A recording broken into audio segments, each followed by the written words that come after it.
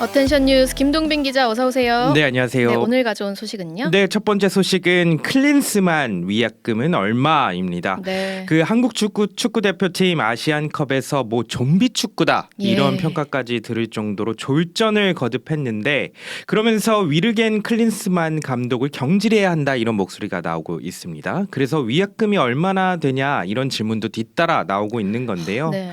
홍준표 대구시장 SNS를 통해 클린스만 감독 경질을 거듭 촉구하며 위약금이라도 주고 해임하라 이런 주장을 하기도 했습니다. 정말 근데 돈까지 줘가면서 해임을 해야 되는 건지도.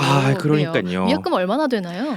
감독이 자진 사퇴를 하면 위약금은 발생하지 않습니다. 네. 자진 사퇴니까. 근데 클린스만 감독은 요르단과 4강전 패배 후 자진 사퇴 의사가 없다 네, 이렇게 이미 그랬죠. 밝혔어요. 그러니까 이제 해임시키는 방법밖에 안 남은 건데 구체적인 계약 조건에 따라 뭐 다르겠지만 일반적으로 해임시켰을 때 위약금은 계약 기간 동안의 자녀 연봉을 줘야 됩니다. 그렇군요. 클린스만 감독은 지휘봉을 잡은 지 1년도 안 됐으니까 아직 계약 기간이 2년 6개월이나 남았다고 합니다. 네. 축구계에서는 연봉 클린스만 감독의 연봉은 약 29억 원 정도에 이르는 것으로 파악을 하고 있는데 네. 그런 만큼 앞으로 대한축구협회가 지급해야 할 자녀 연봉 2년 6개월 72억 원 이상 아이고야.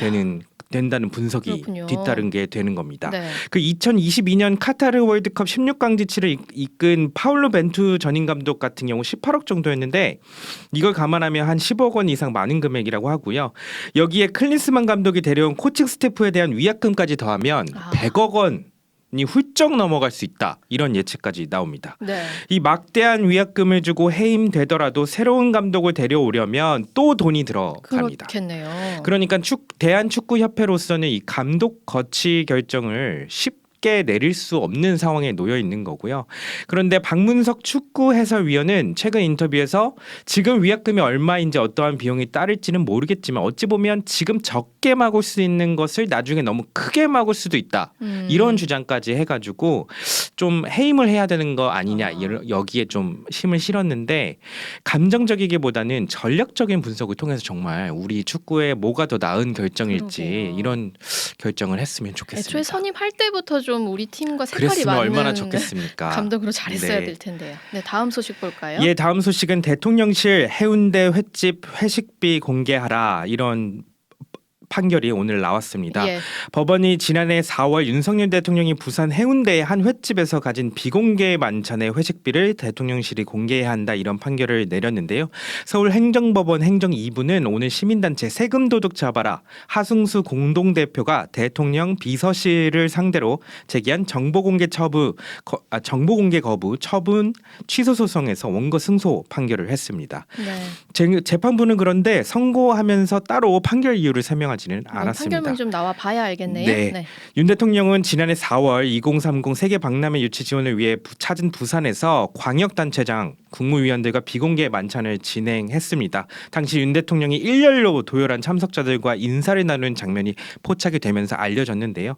하 공동대표는 대통령 비서실을 상대로 이 만찬에서 지출된 액수와 지출한 주체 등을 공개하라며 회식 비용 정보 공개 청구를 했는데 대통령실을 거부를 했습니다. 예. 그래서 낸 게 이 행정소송인데요. 하 공동대표는 오늘 이 판결 이후에 대통령의 일정이나 동선은 모두 공개된 상황이었기 때문에 회식비 관련 정보만 비공개할 이유가 없다면 당연한 판결이다 이렇게 입장을 밝혔습니다. 네, 마지막 소식 짧게 볼까요? 네, 설 연휴로 기성길에 나서신 분들 많으실 텐데요. 설 연휴를 하루 앞둔 오늘 전국 고속도로 71개 구간에 갓길 차로가 개방되고 대중교통도 추가 투입됐습니다. 네, 지금 뭐 버스, 항공, 철도 등 대중교통 이용이 원활하도록 운행 횟수와 공급 좌석을 평소보다 11% 늘렸다고 하고요. 내일부터 10일까지 나흘간 고속도로 통행료 역시 전면 면제되고요. 철도를 이용하는 귀성객과 그 4인 가족 동방석 승객은 운임을 최대 30%까지 할인받을 수 있다고 합니다. 네, 여기까지 김동빈 기자였습니다.